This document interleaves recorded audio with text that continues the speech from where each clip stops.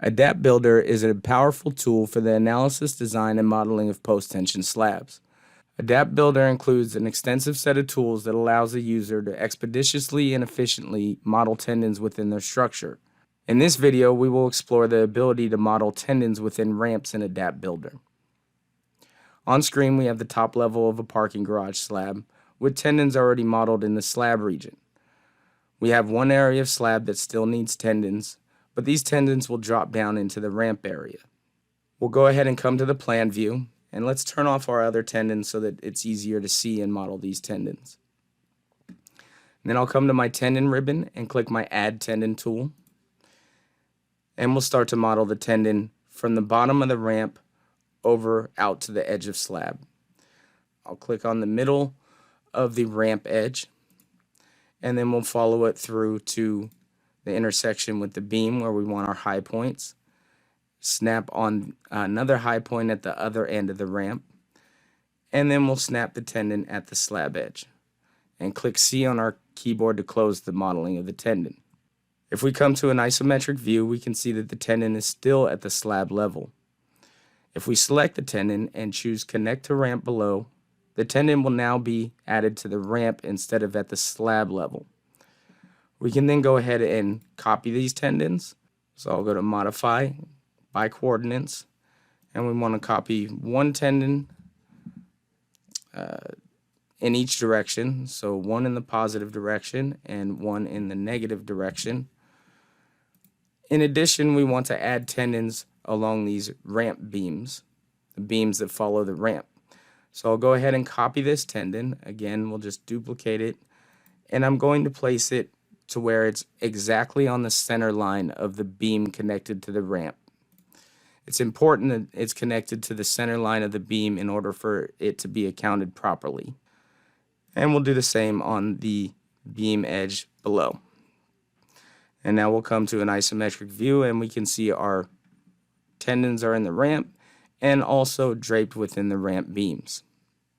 And we could go ahead and adjust profile if we wanted, but we'll go ahead and start to model the tendons distributed through the ramp. We'll go back to our tendon ribbon and click Add Tendon, and now we want to add a tendon in just this transverse beam. We'll go ahead and click at the ends of the beam, just a 2-point tendon, and click C on our keyboard to close that. If we come to an isometric view, we can see the tendon is inside the transverse beam. We can now copy these tendons over, so I'll go ahead and select this tendon, and we'll go ahead and duplicate it and place it within the beams, the other transverse beams. And now we want to copy the tendons over into the main ramp, not the ramp slab. So we'll go ahead and select this tendon, and we'll say Copy by Coordinates. We'll say 4 feet in the X direction and 1 time. The reason why I did it 1 time is because this tendon was in the beam, and now this tendon will be in the ramp. So we need to double click this tendon and double check the profile before we copy it elsewhere. So I'll double click the tendon and come to my Shape System Friction dialog window, and we can see that the tendon has the wrong shape here. So we can just quickly adjust that, and that's because the ends were in relation to the beam rather than the ramp slab, due to us modeling the original tendon in the beam. And we'll accept the change, and now we can go ahead and copy the rest of the tendons. So we'll say by coordinates, again by 4 feet and 4 more tendons, and we want 4 feet in the X direction. And now we have our tendons for this bay of the ramp. So we can easily duplicate these now, so I'll just duplicate them in the rest of the ramp. And we can come to our isometric view, and now we have our tendons within our ramp.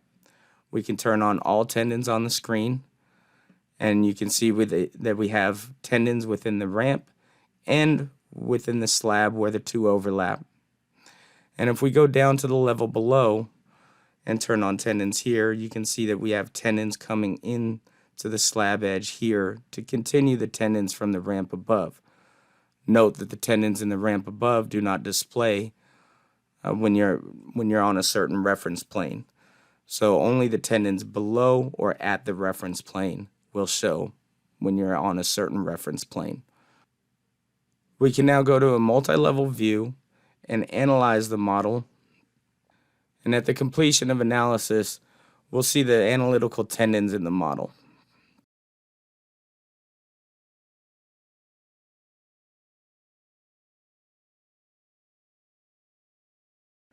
And now that analysis is completed, we can go ahead and save this solution. And we'll view the analysis results.